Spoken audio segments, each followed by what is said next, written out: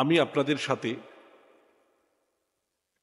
যেহেতু এটা শিক্ষা ও দাওয়া সেমিনার, শুরুতেই শিক্ষা এবং দাওয়া দুইটা বিষয়ের এই শিরোনাম কেন করা হয়েছে এই নিয়ে সংক্ষিপ্ত কয়েকটা কথা বলবো। প্রথমত হচ্ছে শিক্ষা আসলে কি, শিক্ষাটা কেন, শিক্ষার প্রয়োজনীয়তা কি,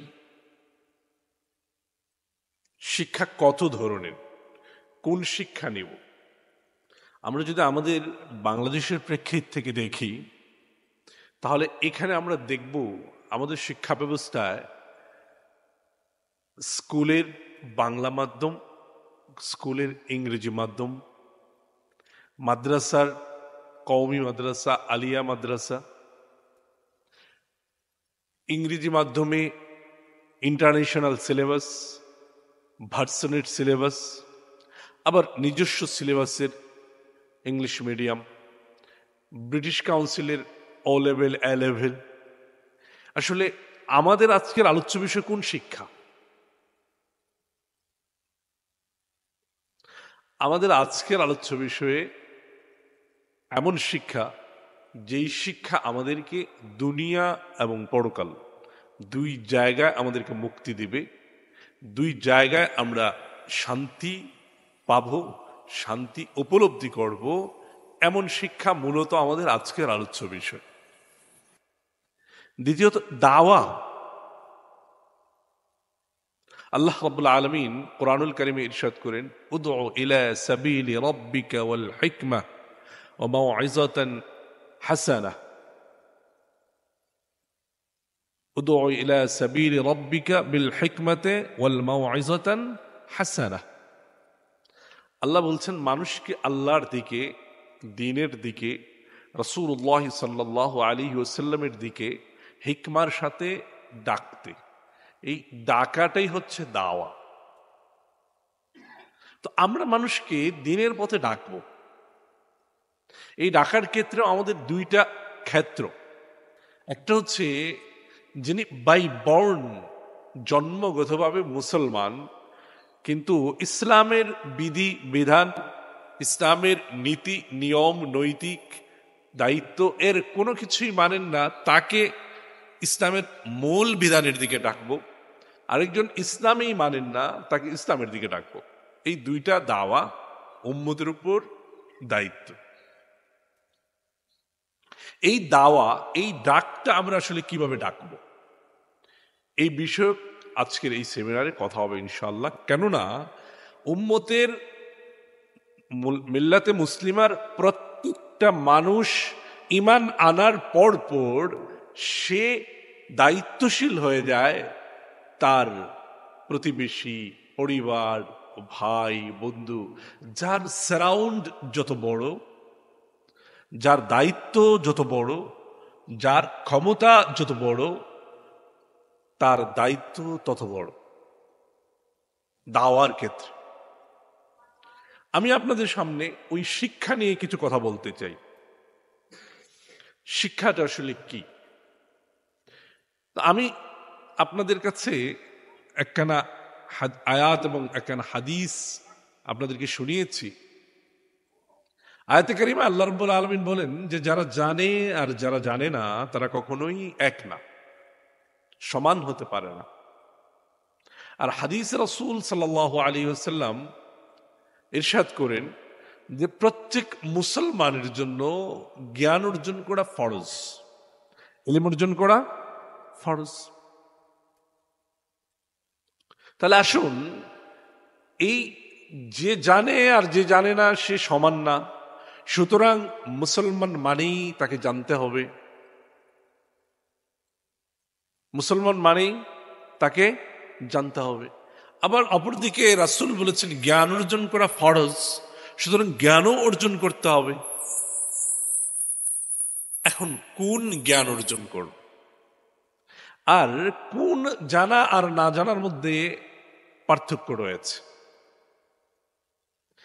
জ্ঞানের ক্ষেত্রে আমরা কোন জ্ঞানটা অর্জন করব, এই ব্যাপারে কুরআনুল কারীমের প্রথম প্রেরণা হচ্ছে ইকরা, পড়ো। মুসলমানের দায়িত্ব, মুসলমানের কাজ হচ্ছে পড়াশোনা করা, জানার চেষ্টা করা। এখন এই জানতে গিয়ে আমরা কেউ কেউ বলছি যে কোরআন আল্লাহ সহজ করে নাজিল করেছেন, সুতরাং কোরআন বোঝা তো কঠিন কিছু না, আমরা কোরআন বুঝবো। এই জায়গায় জ্ঞান চর্চার ইতিহাসে এই কোরআন সহজ এই কথাটার একটা সহজ এবং উদ্দেশ্য প্রণোদিত অর্থ নিয়ে সমাজ, জাতি, উম্মতকে বিভ্রান্ত করা হচ্ছে। এই জায়গায় আমি একটু কথা ক্লিয়ার করে দিতে চাই যে কোরআন উপলব্ধি এবং বুঝার জন্য সহজ নয়, কোরআনের উপর আমল করার জন্য কোরআনকে সহজ করা হয়েছে।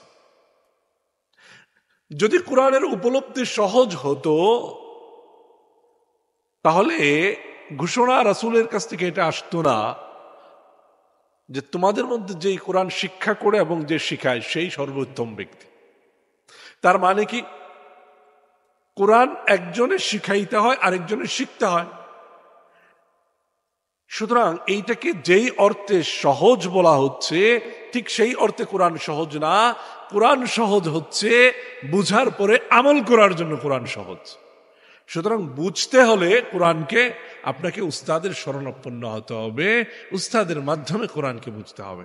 একা একা কোরআন বুঝার যে প্রবণতা শুরু হয়েছে, এটা আমাদের এই অঞ্চলের বা আমাদের এই একবিংশ শতাব্দীর শিক্ষার সবচেয়ে ভয়ঙ্কর এক দিক হচ্ছে কোরআন এবং সুন্নাহকে, ইসলামকে নিজে নিজে একা একা বুঝার চেষ্টা করা এবং আমি বুঝি বলে, আমি যা মনে করি বলে কোরআন এবং হাদিসের ব্যাখ্যা উপস্থাপন করা।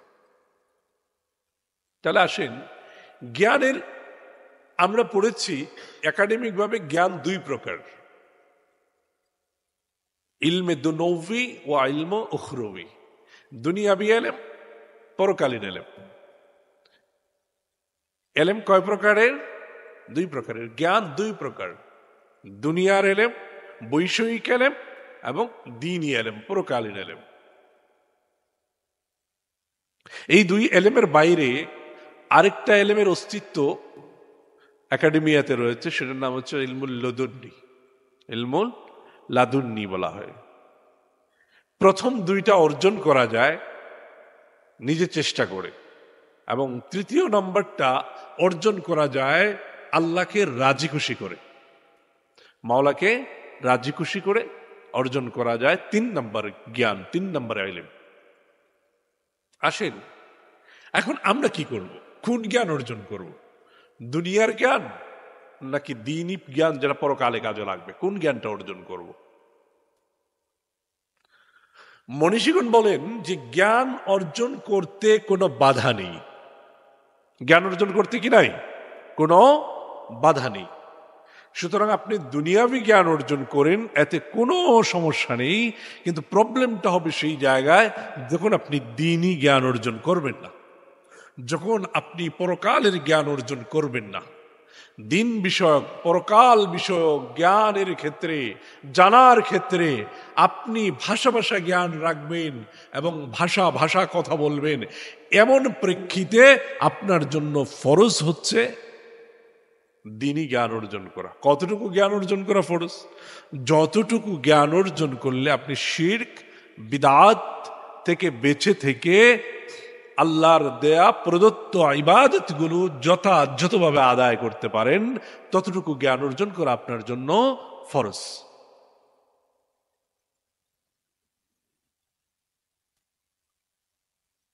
এখন আমরা যেই সময়ে বসবাস করছি, এই সময়ে আপনাকে যদি দ্বীনি এলেম অর্জন করা ফরজ বলি, আপনি তো তা মানবেনই না।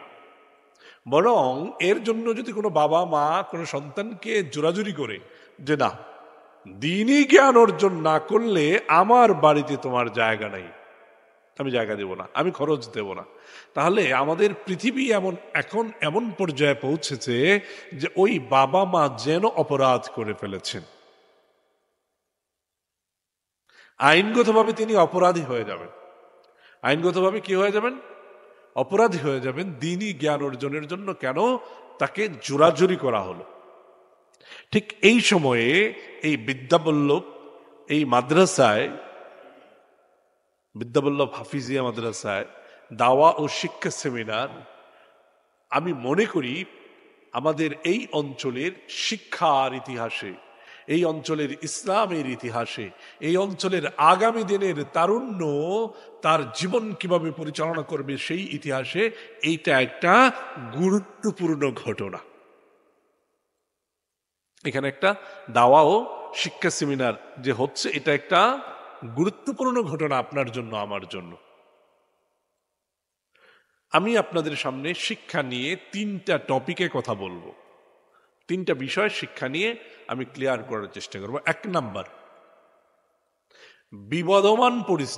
বিদ্যমান পরিস্থিতিতে আমার বাংলাদেশের যেই শিক্ষা ব্যবস্থা, যেই শিক্ষা নীতি, যেই শিক্ষা কারিকুলাম, এই অবস্থায় আমাদের করণীয় কি? 1 নাম্বার। 2 নাম্বার, যে আমাদের দ্বীনি শিক্ষাটা কেমন হওয়া উচিত। 3 নাম্বার, শিক্ষা কি শুধুই জ্ঞানের নাম? শিক্ষা কি শুধু পড়াশোনারই নাম? শিক্ষা কি শুধু পরীক্ষায় ভালো রেজাল্ট করা, অনেক বিষয় জানার নাম?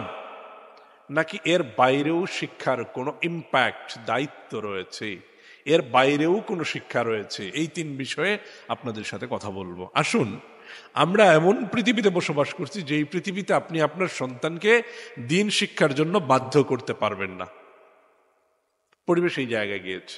দ্বিতীয়ত, শিক্ষার নামে এমন কিছু আবর্জনা আপনার আমার সন্তানকে এই সময়ে শেখানো হচ্ছে, যেই আবর্জনা আপনার সন্তানকে, আপনার প্রিয় সন্তানকে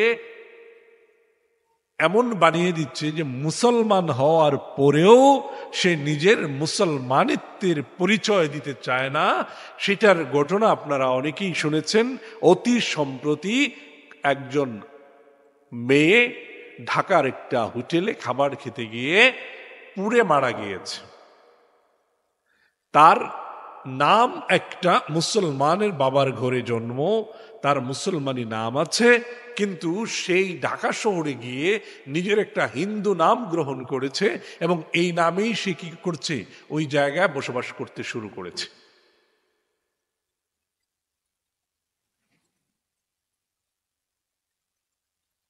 যখন সে মারা গেল, তার বাবা লাশ আনতে গিয়ে যখন লাশ শনাক্ত করা হলো, তখন সবাই বলতেছে, আপনি তো মুসলমান, এই মেয়ে তো হিন্দু, এটা আপনার মেয়ে হয় কিভাবে? ফিঙ্গারপ্রিন্ট চেক করে বাস্তবায়ন করা হয়েছে, যে নিশ্চিত করা হয়েছে যে এটা ওনার এই মেয়ে। বুঝতে পারছেন ব্যাপারটা কি হয়েছে? যে শিক্ষার অভাবে, শিক্ষার সাথে আমি যে 3 নাম্বার একটা বললাম, সেই জিনিসের অভাবে। আবার এই সময়ে আমাদের যে শিক্ষা ব্যবস্থা, এটা নানা ভাগে বিভক্ত। আমরা কি করব? আমাদের কাজ কি? তৃতীয় আরেকটা ঘটনা ঘটে যাচ্ছে যে আমাদের যে শিক্ষা নীতি, শিক্ষা ব্যবস্থা, এখানে এমন কিছু বিষয় আমাদের সন্তানদেরকে শেখানোর চেষ্টা করা হচ্ছে, যেই বিষয়গুলোর কারণে আমাদের সন্তানেরা আগামীর দিনে মুসলিম থাকার কোনো সুযোগ থাকবে না। তারা হয়তো আজ্ঞেয়বাদী, নয়তো নাস্তিক, নয়তো সেকুলার, নয়তো ইসলাম অপছন্দ করা মানুষ হিসেবে তারা বেঁচে থাকবে। আপনারা খেয়াল করলে দেখবেন, আমাদের সমাজের মধ্যে এখনই একদল মানুষ নিজেরা নিজেকে মুসলিম দাবি করে, কিন্তু আলেম অপছন্দ করে। কি অপছন্দ করে? আলেম অপছন্দ করে। নিজেকে মুসলিম দাবি করে, কিন্তু মসজিদে গিয়ে নামাজ পড়াকে অপছন্দ করে। এমন মানুষ আছে না আমাদের সমাজের মধ্যে? এটা কেন হয়েছে? আমাদের শিক্ষার যথাযথ প্রয়োগ না হওয়ার কারণে। এজন্য আজকে আমরা যারা এখানে উপস্থিত হয়েছি, আমরা নিজেরা করব এমন কোনো কথা নেই, কারণ আমরা সবাই দিন মোহাব্বত করি, আমাদের সন্তানরা দিনদার থাকুক এই চেষ্টাই করব। কিন্তু আমাদের দায়িত্ব হবে আমরা যেন আলাপটা, আমরা যেন আমাদের কাজটা, আমরা যেন আমাদের দাওয়াটা এমন পর্যায়ে নিয়ে যাই যেই পর্যায়ে নেওয়ার ফলে আমাদের সন্তানেরা ওই দিন বিমুখ না হয়ে, ইসলাম বিমুখ না হয়ে, আলেম বিদ্বেষী না হয়ে, দিনের গণ্ডিতে, দিনের বৃত্তে আবদ্ধ থেকে তারা তাদের জীবন পরিচালনা করে এবং জ্ঞান অর্জন করে। সুতরাং আমরা কি করব? আমাদের সকালের মক্তবগুলো, সাবেহি মক্তবগুলো চালু করার জন্য সর্বান্তকরণে চেষ্টা করব। সন্তানকে শুরুতেই কিন্ডারগার্টেন সকালবেলার মক্তবে কিন্ডারগার্টেনে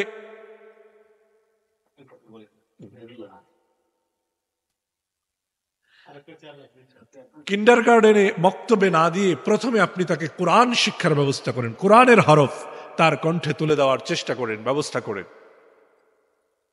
আপনার সন্তান, আপনি বাধ্য হয়ে তাকে সকালবেলায় কিন্ডারগার্টেনে দিতে হচ্ছে, তাহলে আপনি কি করুন? আপনার এলাকায় এমন একটা মক্তব প্রতিষ্ঠিত করুন, যেই মক্তবটা সারাদিন যে যখন সময় পাবে তখন গিয়ে কোরআন শিখতে পারবে, এমন ব্যবস্থা আপনাকে করতে হবে। দ্বিতীয়ত, শিক্ষার পাশাপাশি তারবিয়ত এবং আখলাক খুব জরুরি। আমাদের সমাজ ব্যবস্থা এমন হয়েছে যে আমরা আমাদের সন্তানদেরকে দিনের পর দিন এরা পড়াশোনা করে বড় চাকরি বাকরি করে, কিন্তু বাবা মা কখনোই নিজের সন্তানকে কোনো বুজুর্গ আলেমের সান্নিধ্যে নিয়ে, কোনো বুজুর্গ আলেমের কাছে নিয়ে যে হুজুর শেখ এটা আমার সন্তান, এর জন্য দোয়া করে দেবেন। সন্তানকে বলা যে তুমি যে কোনো সময়ে, যে কোনো বিপদে, যে কোনো সংকটে, যে কোনো প্রবলেমে তুমি পড়ো, হুজুরের কাছে আসবা পরামর্শের জন্য, দোয়ার জন্য, আশা করা যায় তোমার সমস্যার সমাধান হবে। আমরা আমাদের সন্তানদেরকে নিয়ে এই চিন্তাটাই করি না। এটা তো জেনারেল মানুষ করে না। আমাদের যারা সন্তানদেরকে মাদ্রাসায় পড়াই তারাও সন্তানকে এলাকার মুরব্বী আলেমদের কাছে নিয়ে যায় না সন্তানকে নসিহত করার জন্য। আমরা দেখেছি আমাদের উস্তাদগণের সাথে যদি কোনো সফরে আমরা গিয়েছি, কোনো মুরব্বীর কাছে যখন আমাদের উস্তাদগণ গিয়েছেন, মুরব্বীর সাথে কথা শেষ করে আসার আগে সবাই অনুরোধ করতেন যে শেখ, উস্তাদ আমাদেরকে কিছু নসিহত করেন। আর এই ভোগবাদী প্রজন্ম, ভোগবাদী পৃথিবী আমাদেরকে এমন করা হয়েছে যে আমাদেরকে বলা হয় বাংলাদেশে সবচেয়ে সহজ এবং সবচেয়ে কম দামে পাওয়া যায় নসিহত আর উপদেশ। কেন এটা করা হয়েছে? যেন আমরা নসিহত আর উপদেশের দিকে না যাই, নসিহত উপদেশ থেকে যেন আমরা বিরত থাকি, নসিহত যেন আমরা না শুনি। এই জন্য নসিহা আর এই উপদেশের যে একটা ব্যাপার উম্মতের জন্য রয়েছে, উম্মতের কিশোর এবং তারুণ্যের জন্য রয়েছে, এই জিনিসটাকে হালকা মজাক এবং কৌতুকের বিষয় বানিয়ে ফেলা হয়েছে। এই জন্য আমরা এই রাষ্ট্রে বসবাস করি, যে কোনোভাবে এই রাষ্ট্রের শিক্ষা ব্যবস্থা গ্রহণ করতে আমরা কেউ বাধ্য, যে কোনোভাবে। আমরা যদি এইটাকেও মনে করি যে না, এই দেশের 20 কোটি মানুষ সবাইকে কওমি মাদ্রাসায় নিয়ে পড়িয়ে ফেলবো, এটা আমাদের একটা অসম্ভব অলীক কল্পনা হবে। কিন্তু আমাদের স্কুলের যেই সিলেবাস, যেই শিক্ষা ব্যবস্থা হয়েছে, এখানে আমাদের সন্তানরা যাওয়ার পরেও আমাদের দুশ্চিন্তার কোনো শেষ নাই। কিন্তু তখন আমাদের কাজটা কি, আমাদের দায়িত্ব কি? আমাদের দায়িত্বটা হচ্ছে আমাদের দাওয়া বাড়িয়ে দিতে হবে, মানুষকে দ্বীনের পথে ডাকা বাড়িয়ে দিতে হবে। ইলমের জন্য ইলমি সফর, ইলমি মার্কাজ, ইলমি মাহফিল, এরকম ছোট ছোট সেমিনার করে করে মসজিদে আমরা নিজেদের উদ্যোগে অল্প অল্প সময়ের নসিহতের আসর করে করে মসজিদে এরকম দাওয়ার সেমিনার করে করে আমাদের সন্তান, আমাদের পরিবার, আমাদের সমাজকে এই ধরনের ভয়াবহ ইরতিদাদ, ভয়াবহ নাস্তিকতার সয়লাব থেকে বাঁচিয়ে রাখার চেষ্টা আমাদের করে যেতে হবে।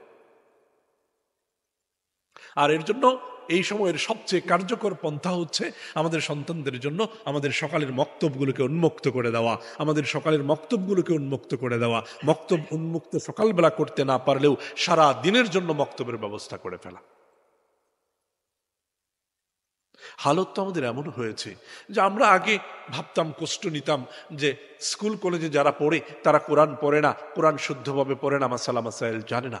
হালত তেমন পর্যায়ে পৌঁছেছে যে আমি আলিয়া মাদ্রাসার একজন কর্মজীবী হিসেবে, শিক্ষক হিসেবে আমি দেখি যে আমাদের আলিয়া মাদ্রাসার ছেলেদের, নিরেট যারা আলিয়ায় পড়াশোনা করে, এদের প্রায় 90% ছেলেরা শুদ্ধ তেলাওয়াত করতে পারে না। শিক্ষা ব্যবস্থা আমাদের কোথায় নিয়ে গিয়েছে? যে একটা মাদ্রাসা, এখানে শুদ্ধ কোরআন তেলাওয়াতের ব্যবস্থা নেই। আমাদের কওমি মাদ্রাসার ভেতরে একটা নতুন প্রবণতা তৈরি করার চেষ্টা করা হচ্ছে। আমাদের ছেলেদেরকে উস্তাদ বিমুখ করা, উস্তাদের সাথে দ্রোহ করা, উস্তাদের সঙ্গে এক ধরনের বিদ্রোহী আচরণ করে করে দূরে সরে যাওয়া। এখানে যাদের সন্তান আমরা কওমি মাদ্রাসায় পড়াচ্ছি এবং আমরা যারা কওমি মাদ্রাসায় পড়ছি, তাদের কাছে আমার বিনীত আবেদন থাকবে যে আমাদের এই দুর্ভাগ্য যেন কখনোই না হয় যে উস্তাদ বিমুখ হয়ে যায় আমরা। দেখুন, এই দাওয়া এবং শিক্ষা সেমিনারের একটা বড় উদ্দেশ্য হচ্ছে আমাদের সন্তানদেরকে রক্ষা করা। এই সময় এসে যেই আলোচনাগুলো, যেই দলিল আদিল্লা নির্ভর আলোচনাগুলো হওয়া দরকার ছিল একাডেমিতে, ক্লাসে, সেমিনারে, গবেষণাগারে, সেই আলোচনাগুলোকে আমরা মুক্ত উন্মুক্ত মাঠে ছেড়ে দিয়েছি। কোরআনের আয়াত বলে বলে দলিল দেওয়া, হাদিসের নাম্বার বলে বলে দলিল দেওয়া, এটা মন্দ কিছু না, এটা উন্মুক্তভাবেও হতে পারে। কিন্তু আমাদের এই সমাজ ব্যবস্থা, আমাদের এই অঞ্চলের মানুষের একটা বৈশিষ্ট্য আছে, প্রত্যেকটা পজিটিভ জিনিসকে নেগেটিভের চূড়ান্ত পর্যায়ে না নেওয়া পর্যন্ত আমরা থামি না। এই দলিল দেওয়া, দলিলের সাথে কথা বলার যেই প্রবণতা শুরু হয়েছে, এই প্রবণতার ভিতর দিয়ে একটা বড় সংকট তৈরি হয়েছে যে আমাদের গ্রামের সাধারণ যে মসজিদের অল্প অল্প পড়াশোনা করা, অল্প শিক্ষিত ইমাম সাহেব, খতিব সাহেবরা আছেন, যারা হয়তো দাওরা পাশ করেন নাই, অথবা দাওরা পাশ করলেও ইলমের চর্চা যথাযথভাবে করার সুযোগ তার নাই, ওনাদের জন্য কথা বলার পথ বন্ধ হয়ে আসছে। ওনারা মসজিদে গিয়ে কথা বলতে চাইলেই যুবকরা বলছে যে হুজুর আপনার দলিল কোথায়? হুজুর বলছেন মাথায় টুপি দাও, কই টুপি উঠবো, এটা দলিল কই? বলছে পাঞ্জাবি লম্বা পড়ো, কই দলিল কোথায়? দাড়ি লম্বা রাখো, বলে দলিল কোথায়? চুল ছোট রাখো, বলে দলিল কোথায়? আগে সালাম দাও, বলে দলিল কোথায়? সালাম দিলে নেকি বেশি হবে, বলে দলিল কোথায়? আপনি যাই বলবেন দলিল চাই। তাহলে আদ-দীন আন-নাসিহা, দ্বীনের যে নসিহাত, নসিহাত যে দ্বীনের জন্য, এটা আপনি কোথায় করবেন? যুবকরাও মাশাআল্লাহ তারা দলিলের জন্য উৎসুক হয়ে থাকে, কিন্তু আমি আমার অভিজ্ঞতায় দেখেছি এই দলিলের পিছনে যেই যুবক পড়েছে, ওই দলিল নির্ভর আলোচনার প্রেমে যারা পড়েছে, তাদের আমল বাড়ছে না, তাদের আখলাক সুন্দর হচ্ছে না, তাদের নামাজ বাড়ছে না, নওয়াফিল বাড়ছে না, তাহাজ্জুদ বাড়ছে না, বরং তাদের আমি দেখছি ধীরে ধীরে ধীরে ধীরে তাদের নওয়াফিল কমে আসছে, মুস্তাহাব কমে আসছে, মুস্তাহসান কমে আসছে, এখন ধীরে ধীরে তারা সুন্নতও ছেড়ে দিচ্ছে। কিছুদিন আগে কোনো এক ডক্টর শায়েখকে প্রশ্ন করা হলো, জোহরের 4 রাকাত সুন্নত যদি আমি না পড়ি, তারাবির সুন্নত যদি না পড়ি, তাহলে আমার কি গুনাহ হবে? আমার নিজের অভিজ্ঞতা আমি দেখি, আমার বাবাকে, আমার চাচাতো ভাই, আমি প্রশ্ন করেছিলাম যে সুন্নত না পড়লে কি গুনাহ হবে কিনা। বাবা বিছানার নিচ থেকে খেজুরের ডালের আগা দিয়ে একটা বেদ বানায় রাখতেন, এই বেদ বের করে দুইজনকে 2টা বাড়ি দিয়ে বলছিল, এই ধরনের প্রশ্ন করার হিম্মত কেন তোমার হলো? যেখানে যেই তরবিয়ত দরকার সেটা না করে শায়েখ বলতেছেন যে না, গুনাহ হবে না। তাহলে ফলাফলটা কি দাঁড়াচ্ছে? ফলাফল দাঁড়াচ্ছে, সবসময় আমি একটা উদাহরণ আমার মসজিদে দিই, যে একজন মানুষের মাসিক ইনকাম 30,000 টাকা, তার বাড়তি কোনো ইনকাম নাই।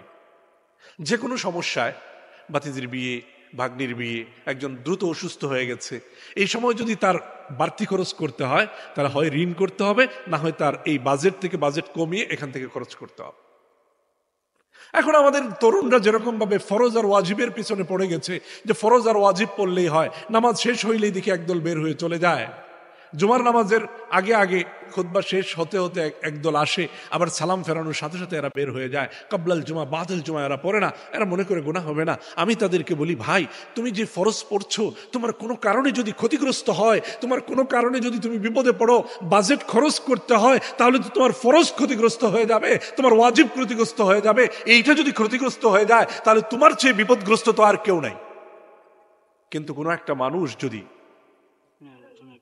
করে ফেলেন আসলে আগে বাবার দিকে পড়ে যেমন শরীর দিয়ে নামাজে পড়ে হ্যাঁ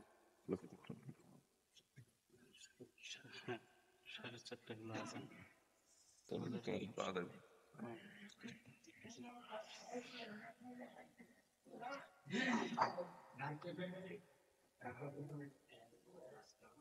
কথা বোঝা যাচ্ছে না? যান্ত্রিক উপায়ে কথা বলছেন, আমরা সুস্পষ্ট বুঝতে পারছি না। যে সকল আইন করবে কথা বলে আমি শোনাবো, যান্ত্রিক উপায়টা যদি পজিটিভ না হয় তাহলে সমস্যা, কোনো অসুবিধা হচ্ছে। আচ্ছা, আমি এখন বোঝা যায়, এখন বোঝা যায়, এখন কথা বোঝা যায়। আমি যেই কথাটা বলছিলাম যে আমাদের যুবকদেরকে ওই দলিল নির্ভরতা আর প্রমাণ নির্ভরতার ভিতরে ঢুকিয়ে আমল থেকে বের করে দেওয়া হচ্ছে। আমল থেকে বের হওয়ার ফলে কি হচ্ছে দেখুন, একজন মানুষের যদি জোহরের সময় 4 রাকাত সুন্নত পড়ে, তারপরে আবার ফরজের পরে 2 রাকাত সুন্নত পড়ে, আরেকটু নফল পড়ে, এরকম মাগরিবের পরে, ইশার পরে, ফজরে, তাহাজ্জুদে, এই ব্যক্তিকে যদি শয়তান কখনো ওয়াসওয়াসা দেয়, তাহলে তার কাছে ভিড়তে ভিড়তে হয়তো একটু নফল, একটু সুন্নত থেকে তার বিমুখ করা যাবে, এর বেশি সে পারবে না যদি এটা অভ্যস্ত হয়। কিন্তু কেউ যদি শুধু ফরজ আর ওয়াজিবে অভ্যস্ত হয়, তাহলে তো তার যখন কাজা হবে, তার যখন ক্ষতিগ্রস্ত হবে, তখন ফরজ ক্ষতিগ্রস্ত হবে। বাকি বিষয়গুলো আপনারা বুঝে নেবেন যে আমাদেরকে আসলে কোথায় নিয়ে যাওয়া হচ্ছে। এই জন্য ভাইয়েরা আমার, এই যে আপনারা এই আজকে এখন একটা ভয়ঙ্কর সময় হচ্ছে, ভার্চুয়াল মাধ্যমে আমরা দিন শিখতে চাই, এটাকেও সুন্দর করে যদি আমরা একটু বুঝতে চাই, তাহলে ভার্চুয়াল এই যে মোবাইল ফোনটা, এই যে ল্যাপটপ, এটা একটা জড় বস্তু, এটা একটা কাছের জিনিস, লোহার জিনিস। কাঁচ আর কাঁচ যখন একসাথে মিলে, লোহা যখন একসাথে মিলে, তখন আরেকটা জড় বস্তুই তৈরি হয়, একটা প্রাণ তৈরি হয় না। জ্ঞান অর্জন করার জন্য প্রাণ নিয়ে আপনি প্রাণের কাছে যেতে হবে। আপনি জ্ঞান অর্জন করার জন্য আপনার প্রাণ নিয়ে যদি আপনি জড়বস্তুর কাছে যান, তাহলে আপনিও একসময় একটা জড়বস্তুতে পরিণত হয়ে উঠবেন, যেটা আমাদের তরুণরা হয়ে উঠছে, যেটা আমাদের তারুণ্যের মধ্যে হয়ে উঠছে। তারা আলেমদের কাছে যাচ্ছে না, বরং ধীরে ধীরে আলেম বিদ্বেষী হয়ে উঠছে, এই আমাদের শিক্ষার অভাবের কারণে। সুতরাং আমি আজকে আপনাদের কাছে বিনীত অনুরোধ রাখবো যে আপনাদের সন্তানদেরকে এই কথা বুঝান, এবং আমরা যারা পড়াশুনো করছি আমরা এই কথা উপলব্ধি করি যে জ্ঞান অর্জন করতে হয় ব্যক্তি থেকে, শখস থেকে, মানুষ থেকে, রিজাল থেকে জ্ঞান নিতে হয়। সংকট আরো ঘনীভূত হচ্ছে যে আমাদের ছেলেরা এখন দলিল ছাড়া কথা মানতে চায় না। দলিলটা কি লাগে? কাগজের দলিল। কাগজে দলিলের জন্য তারা একটা কাগজকে, শরিয়ার ক্ষেত্রে কাগজে দলিলের খুব বেশি গুরুত্ব আছে আমি মনে করি না। উস্তাদ হয়তো এই বিষয়ে কথা বলবেন দাওয়ার সময়ে। কারণ রাসূলুল্লাহ সাল্লাল্লাহু আলাইহি ওয়াসাল্লাম থেকে আমরা যে কোরআন এবং হাদিস পেয়েছি, সবটাই মুখে মুখে পেয়েছি। এখন একজন ছাত্র যিনি হাদিসের সনদ উস্তাদের কাছ থেকে নিয়েছেন, আমাদের ফজিলাতুল শাইখ মুহাম্মদ জাইনুল আবিদিনের কাছ থেকে হাদিসের সনদ নিয়েছেন, কিন্তু উনি যে হাদিসের তাকরীর করেছেন এটার প্রমাণ চাচ্ছে, তাহলে ওই ছাত্রের সনদ থাকে না। আমি না, শুধু উলামায়ে কেরাম বলেন যে এই ছাত্রের সনদই থাকে না। যদি উস্তাদের উপর তার বিশ্বাসই না থাকে, তাহলে ধীরে ধীরে এটা এমন এক জায়গায় গিয়ে পৌঁছবে যে একসময় সে ওই সালমান রুশদি আর তসলিমা নাসরিনের মতো রাসূলুল্লাহ সাল্লাল্লাহু আলাইহি ওয়াসাল্লামের কাছে আসা ওহী এবং রাসূলের রিসালাতকে প্রশ্নবিদ্ধ করবে। এই প্রশ্নটা করার জন্য নানাবিধ গেমের মধ্যে, নানা খেলার মধ্যে একটা বড় গেম হচ্ছে আমাদের শিক্ষা ব্যবস্থা নিয়ে আমাদের শিক্ষা ব্যবস্থাকে ধ্বংস করে দেওয়া, আমাদের শিক্ষা ব্যবস্থার যে ধর্মীয় ফ্লেভার এটাকে ধ্বংস করে দেওয়া। আমি নিজে যখন টিউশনি করেছি ময়মনসিংহে, তখন আমি দেখেছি 6 থেকে নিয়ে 8 পর্যন্ত আরবি একটা বই পড়ানো হতো। এখানে 6, 7, 8 3 ক্লাসে 3খানা আয়াত এদেরকে তরজমার সাথে ব্যাখ্যা পড়ানো হতো। আয়াতগুলো তাদের মুখস্থ করতে হতো, পরীক্ষায় এই আয়াত লিখতে হতো। গুরুত্বপূর্ণ 3টা আয়াত। একটা হচ্ছে ইয়া আইয়ুহাল্লাযীনা আমানু লা তাদখুলু বুয়ুতান গায়রা বুয়ুতিকুম হাত্তা তাস্তানিসু, এই আয়াত। আরেক 8ম শ্রেণীতে পড়ানো হতো ওয়া কাদা রাব্বুকা আল্লা তা'বুদু ইল্লা ইয়্যাহু ওয়া বিল ওয়ালিদাইনি, এবং 6 এর মধ্যে ছিল কুল ইন কুনতুম তুহিব্বুনাল্লাহা ফাত্তাবিউনি। এই আয়াতগুলো এই আরবিতে সরকারি স্কুলে পড়ানো হতো, কিন্তু 2013 সাল পর্যন্ত আমি জানি যে এই অবস্থাটা স্কুলে রয়েছে, কিন্তু 2014 সাল থেকে এসে আরবি উঠিয়ে দেওয়া হয়েছে। আমাদের ইসলাম ও ধর্মশিক্ষা উঠিয়ে দিয়ে ইসলাম ও নৈতিক শিক্ষা বানানো হয়েছে। কেন বানানো হয়েছে? যেন আমাদের সন্তানদের মধ্যে ইরতিদাদের প্রবণতা বৃদ্ধি পায়, এবং এটা পাচ্ছে, আমরা দেখছি আমাদের ছেলেরা।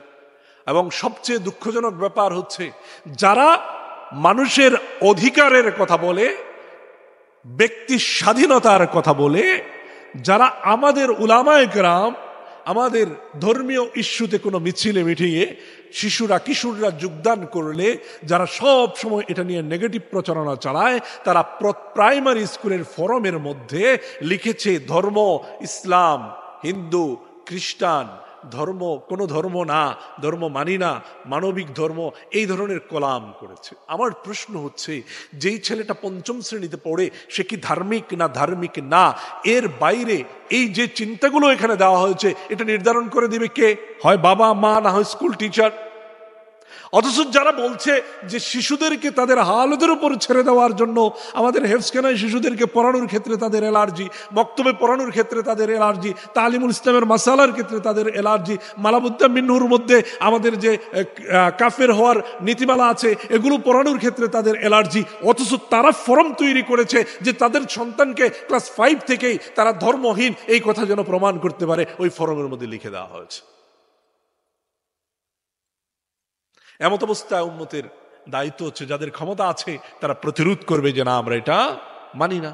যাদের ক্ষমতা নাই তারা অন্তত মনে মনে নিজেরা বলবে, মুখে বলবে। যাদের মুখে বলার ক্ষমতাও নাই তারা অন্তত মনে মনে ঘৃণা করবে। কিন্তু আমাদের সোসাইটি, আমাদের সমাজ এমন পর্যায়ে পৌঁছেছে যে প্রতিরোধ তো করবেই না, যারা বলে তাদেরকে বলতে দেওয়া হয় না, আর যারা মনে মনে ঘৃণা করে তাদের মনে মনে ঘৃণা যেন করতে না পারে সেই ব্যবস্থা যা করা দরকার সব করা হচ্ছে।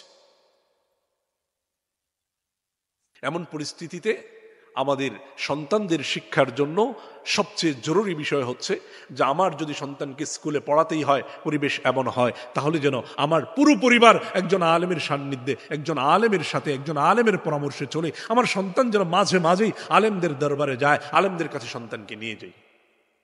এছাড়া এই জাতিকে বাঁচানোর আর কোনো পথ এই মুহূর্তে আর পাওয়া যাচ্ছে না। নানাভাবেই আমাদেরকে ধ্বংস করার চেষ্টা করা হচ্ছে। এরপর এখন যেই এলেমের, আপনি কোন এলেম অর্জন করবেন? স্কুলে আপনার ছেলেকে দিয়েছেন সে ডাক্তার হবে, ইঞ্জিনিয়ার হবে, বা অন্য একটা কিছু হবে। মাদ্রাসায় দিয়েছেন আপনার ছেলে আলেম হবে।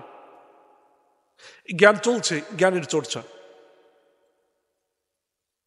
কিন্তু এর ভিতর দিয়ে আপনার সন্তান স্কুলে যাওয়ার পরে তাকে যখন আপনি দ্বীন শিক্ষা দেবেন না, কোরআন শিক্ষা দেবেন না, আলিয়াতে যাওয়ার পরে যখন তার শুদ্ধ কোরআনের ক্ষেত্রে আপনার কোনো কনসার্ন থাকবে না, আপনার কোনো চিন্তা থাকবে না, আপনার কোনো ভাবনা থাকবে না, আপনি যখন সন্তানকে কোরআন পড়ছে কিনা, দৈনন্দিন জীবনের মাসলা মাসাইলগুলো জানে কিনা, আপনার সন্তান আলেমদের সম্পর্কে কি ধারণা রাখে, আপনার সন্তান ইসলাম সম্পর্কে কি ধারণা রাখে, এই ব্যাপারে যখন আপনি কোনো চিন্তাই করছেন না, হঠাৎ করে একদিন দেখবেন আপনার ছেলে আপনাকে বলছে, বাবা এইসব নামাজ পড়ে কি হবে? কি করেছ নামাজ পড়ে? নামাজের লাভ কি? এই রোজা রেখে লাভ কি? আবার এই শিক্ষার আরেকটা বদ হজম আছে। কিছু মানুষ লেখাপড়া করতে করতে, তারা নিজেদেরকে জ্ঞানী দাবি করতে করতে তাদের হালত এমন হয়েছে যে তারা নামাজের জন্য আল্লাহর বিধানের বাইরে গিয়ে নামাজের বৈজ্ঞানিক অনেক ব্যাখ্যা বের করেছেন, দার্শনিক ব্যাখ্যা বের করেছেন, নামাজের পলিটিক্যাল ব্যাখ্যা বের করেছেন, রোজার দার্শনিক ব্যাখ্যা বের করেছেন, রোজার বৈজ্ঞানিক ব্যাখ্যা বের করেছেন, রোজার পলিটিক্যাল ব্যাখ্যা বের করেছেন, আর এগুলো বলে বলে মানুষকে উদ্বুদ্ধ করছেন নামাজের জন্য, রোজার জন্য। এখানে মাদ্রাসার ছাত্ররা আছেন, আপনাদের কাছে আমি একটা প্রশ্ন করতে চাই যে একজন মানুষ নামাজ পড়ে, নামাজের অনেক উপকার, 1000 উপকার সামনে নিয়ে নামাজের জন্য দাঁড়িয়েছে যে নামাজ পড়লে এই উপকার হয়, তার নামাজ কি সত্যিকার অর্থে আদায় হবে? রোজা রাখছে, রোজার বৈজ্ঞানিক উপকার, রোজা রাখলে শরীরের উপকার হয়, এই নিয়তে রোজা রাখছে, তার রোজা আদায় হবে।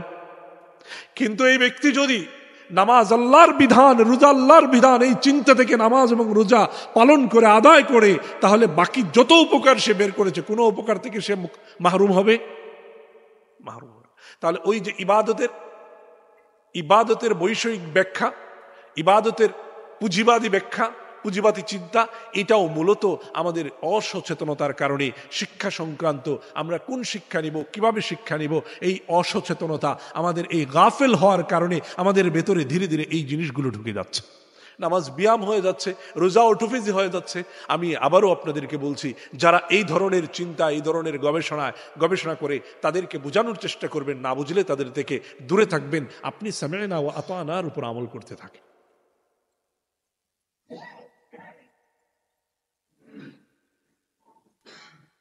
বলেছিলাম জ্ঞানী শিক্ষা অর্জন করব, শিক্ষিত হব, জ্ঞান অর্জন করব, এর বাইরে আরো কিছু আছে কিনা।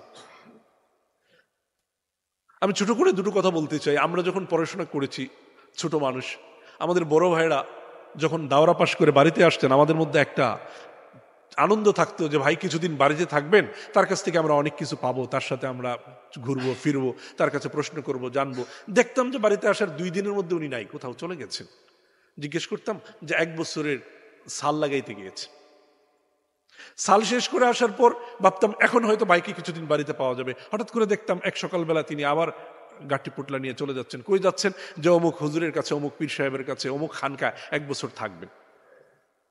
এরপরে ভাইয়েরা বাড়িতে আসতেন। আর এখনের হালত হচ্ছে এমন যে আমাদের ছেলেরা হেদায়েতান্নহ কাফিয়া যখন পড়ে তখন থেকেই তাদের রিজিকের টেনশন মাথায় চলে আসে, কেরিয়ারের টেনশন মাথায় চলে আসে। তারা অনলাইন বিজনেসের চিন্তা করে এই সরিষার তেল আর মধুর ব্যবসায় আমাদের ছেলেরা জীবন ধ্বংস করে ফেলছে। আমার জীবন খুব কম সময় আমি দেখেছি, কিন্তু যেই ছেলেটা যথাযথভাবে ইস্তেদাদের সাথে, উস্তাদের সাথে সম্পর্ক রেখে, তালিমি মুরব্বীর সাথে সম্পর্ক রেখে এলেম অর্জন করেছে, সে কোনোদিন ঠকে নেই। কিন্তু ওই কাফিয়া হেদায়েতুন্নহ সরজমিতে গিয়াই যারা কেরিয়ারের টেনশনে মরে গেছে এবং কেরিয়ারের চিন্তা করতে করতে আমাদের আকাবির আস্তাফদেরকে, আমাদের উস্তাদগণকে প্রশ্নের বিদ্ধ করেছেন এবং তাদেরকে দায়ী করেছেন নানানভাবে, তাদের সবাইকে আমি ব্যর্থ হতে দেখেছি। সবাইকে তাদের আমি ব্যর্থ হতে দেখেছি, আমার নিজের যে অভিজ্ঞতা। এই জন্য এরকম বলা হয়ে থাকে যে মানুষ ইবাদত করে যত মানুষ জান্নাতে যাবে, তার চেয়ে অনেক বেশি মানুষ তার উত্তম আখলাকে হাসানার কারণে জান্নাতে যাবে। এই মুহূর্তে এসে আমাদের মধ্যে যেই আমিত্ববাদের চর্চা হচ্ছে, ইউরোপীয় আমিত্ববাদ, যে মাই লাইফ মাই চয়েস, হো আর ইউ, আমার জীবন আমার পছন্দ, আপনি কে, আমার জীবনে আপনি কেন ইন্টারফেয়ার করবেন, এই যে তারুণ্যের মধ্যে প্রেরণা, এই যে চেতনা তৈরি হয়েছে, এর একটা কারণ হচ্ছে যে শিক্ষার পাশাপাশি যে তাজকিয়া, তারবিয়া, আদব এবং আখলাক শিখার পথ পন্থা ছিল, এখান থেকে আমরা আমাদের সন্তানদেরকে দূরে সরিয়ে ফেলেছি। আদব এবং আখলাক এটা শিখতে হয়, এটা অর্জন করতে হয়, এটা এমনিতেই হয়ে যায় না। এটা পরিবারে শিখতে হয়, মাদ্রাসায় শিখতে হয়।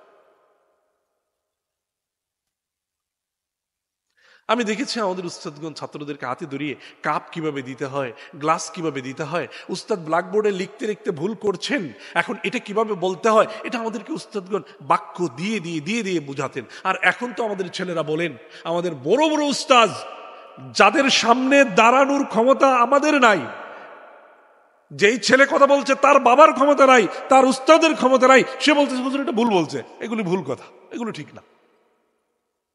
এগুলো ওনারা কই পাইছেন? ওনাদের কোনো দলিল আছে? ভয়ঙ্কর ব্যাপার দাঁড়িয়েছে যে উলামায়ে দেওবন্দ, মাসলাকে দেওবন্দের আমাদের উলামায়ে কেরাম এই পৃথিবীর, ভারতবর্ষের মানুষের জন্য যা করেছেন, ভারতীয় উপমহাদেশের স্বাধীনতার জন্য যা করেছেন, পৃথিবীর ইতিহাসেই এর নজির বিরল। ওনারা যাদের নানান ত্রুটি বিচ্যুতি নিয়ে কথা বলেছেন, জামায়াত ইসলামের প্রতিষ্ঠাতা মাওলানা মওদুদীর ত্রুটি বিচ্যুতি নিয়ে কথা বলেছেন, রেজা খানের ত্রুটি বিচ্যুতি ভুল নিয়ে কথা বলেছেন। আজকের তরুণরা পড়াশোনা করে না, একদম পড়াশোনা করে না, তারা বলে যে তাদের প্রতি নাকি আমাদের উলামায়ে কেরাম, আমাদের আকাবির আস্তাবগণ বেইনসাফি করেছেন। এর কারণটা কি? এর কারণ হচ্ছে এরা পড়াশোনা করে না, এরা কেরিয়ার সচেতন, এরা মধুর আর সরিষার তেলের ব্যবসায়ী, সর্বোচ্চ সাংবাদিকতা করছে। যারা পড়াশোনা করেছেন, আমি পড়ুয়া কোনো ছাত্র, ইস্তেদাদ সম্পন্ন কোনো আলেমকে, আকাবির, তার উস্তাদ, তার আসলাফ সম্পর্কে কোনো মন্দ কথা বলতে আমি কখনো দেখিনি। এই যে আমাদের হালত তৈরি হয়েছে, এই হালত থেকে বাঁচানোর জন্য আমাদের সবচেয়ে বড় ব্যাপার হচ্ছে যে ওই বাবার এবং উস্তাদের মধ্যে আবার বেদ ফিরিয়ে আনা। বেদ ছাড়া আখলাক ঠিক রাখা সম্ভব না। যেখানে ব্ল্যাকবোর্ডে লিখতে গিয়ে বইয়ের মধ্যে অন্তস্থ র লিখতে গিয়ে ফুটা না দিলে এটাও আদবের সাথে বলতে হয়, সেইখানে আমাদের ছেলেরা আমাদের পুরো আকাবির আস্তাফের পুরা লিগাসিকে অস্বীকার করে তারা বলছেন যে ওনারা বেইনসাফ করেছেন, বেইনসাফি করেছেন। কাদের কথায় উদ্বুদ্ধ হয়?